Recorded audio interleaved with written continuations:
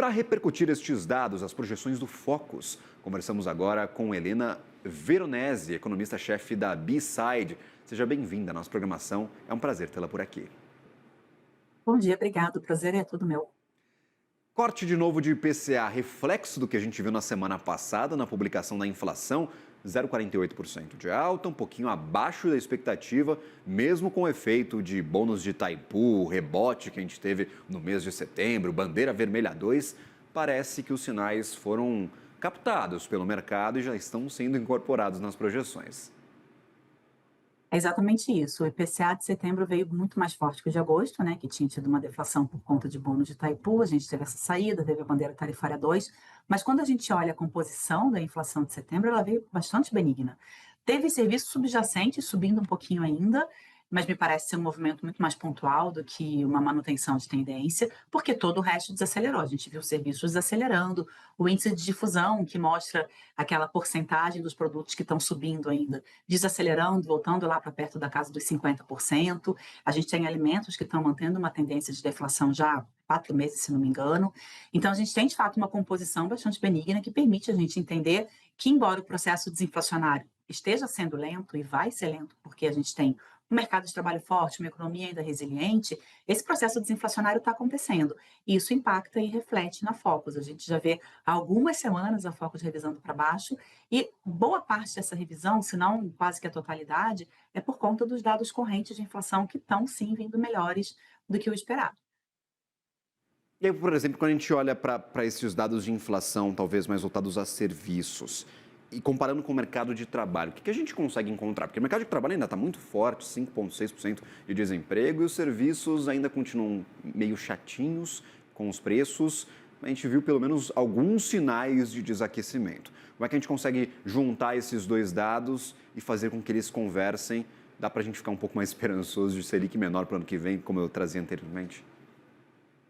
O mercado de trabalho, ele tem uma defasagem de resposta mesmo, né, à política monetária e o próprio desaquecimento da economia, porque ninguém vai demitir de cara porque o juro subiu, não é assim que acontece. Então, de fato, tem uma certa defasagem. E a gente tem visto essa defasagem ser muito sustentada pelo setor de serviços, né, que é quase 70% do PIB e que está ainda muito aquecido. O que a gente vai começar a ver daqui para frente, e isso já acontece no IPCA, são movimentos pontuais e não necessariamente constante ao longo de todos os meses. Então, a gente teve nesse mês de setembro, e em agosto isso já tinha acontecido, uma desaceleração maior em serviços mais intensivos em mão de obra. Isso pode repercutir, sim, no mercado de trabalho daqui a pouco, especialmente no mercado de trabalho informal, onde tem parte desses serviços. Mas isso não quer dizer que a gente tem já uma tendência de aumento na taxa de desemprego, até porque a taxa de desemprego não é só serviços, tem diversos outros setores. Mas isso mostra que as famílias, por conta, muito provavelmente, dessa taxa Selic em 15%, estão mais apertadas e estão com mais dificuldade de contratar certos tipos de serviços, que são justamente esses mais intensos de mão de obra, que a gente consegue postergar o consumo se precisar. Você consegue deixar de ir no cabeleireiro, você consegue deixar uma reforma para casa que não seja emergencial para depois, no caso de você estar com um orçamento mais apertado, de você estar mais endividado, estar com mais dificuldade de acessar crédito. Então, isso é o que se espera que aconteça quando a gente sobe juros. Demorou para acontecer no Brasil, mas agora começa a acontecer. Talvez não seja um movimento linear, mas é algo que de fato está acontecendo. Sobre a Selic ser mais baixa no que vem, é, existe essa possibilidade. Claro, a gente depende dessa revisão da Focus continuar sendo para baixo, ficar abaixo dos 4,5, que é o teto da meta, mas a gente tem uma pedra no sapato do Banco Central grande, que é o cenário fiscal. Então, não é crível a gente imaginar que a Selic vai ser muito abaixo de 12%, que é o que a gente projeta hoje. A Focus tem 12,25, a gente tem 12%. Não é muito crível hoje uma Selic muito abaixo disso, enquanto a gente tem uma grande incerteza fiscal. A gente não sabe, por exemplo, como é que o governo vai compensar as medidas arrecadatórias que teriam acontecido lá com a MP 1303 da semana passada. Então, enquanto ainda tiver esse imbróglio fiscal, eu acho muito pouco provável a gente poder projetar uma Selic muito mais baixa do que a gente está projetando hoje.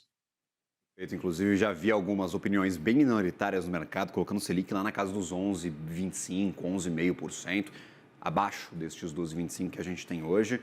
Então, temos alguns otimistas, são poucos em números, mas temos, claro, essas opiniões já postadas, já publicadas, já ditas no mercado financeiro, aguardando talvez uma inflação um pouco menor para o ano que vem.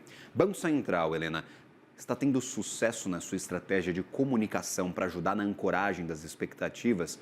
Muito do que a gente vê no Focus reage a uma comunicação bastante dura do Banco Central, na tua opinião? Sim, acho que o Banco Central está sendo bem sucedido em ancorar as expectativas. Para a gente ter uma ideia, há alguns meses atrás, o mercado debatia se os cortes iam começar em 2025 ou 2026. Né? A curva sinalizava uma coisa, os economistas pela foca sinalizavam outra, e o Banco Central, você já via falas do Galipo, você já via falas de qualquer outro dirigente, tem mantido um discurso muito duro e muito comprometido com a inflação indo para sua meta, né? Com a trajetória da inflação e também comprometido com essa questão fiscal, também na dúvida com essa questão fiscal. Então, esse discurso mais duro do Banco Central faz com que hoje as opiniões sejam quase que unânimes de que os cortes começam em 2026. Claro que vai ter uma opinião ou outra de que a gente tem início de corte em dezembro, conforme essa inflação começa a vir mais fraca, essas opiniões podem migrar um pouquinho mais para dezembro, mas isso está caminhando muito ao lado do que o Banco Central vem sinalizando. Então, quando o Banco Central sinalizar de fato que pretende começar a cortar, aí sim eu acho que a gente vai ver uma precificação maior de data certinha de início, porque até aqui o Banco Central está sendo muito bem sucedido na sua comunicação e está emitindo uma comunicação muito responsável do ponto de vista de condução de política monetária. Ok, a inflação está baixando, mas a gente já tem uma inflação ainda em 4,72 projetada para o fim do ano, quando o teto da meta é 4,5. Então, a inflação está num processo de desaceleração, mas ainda requer atenção, e é isso que o Banco Central está passando, e é isso que o mercado está absorvendo e está precificando.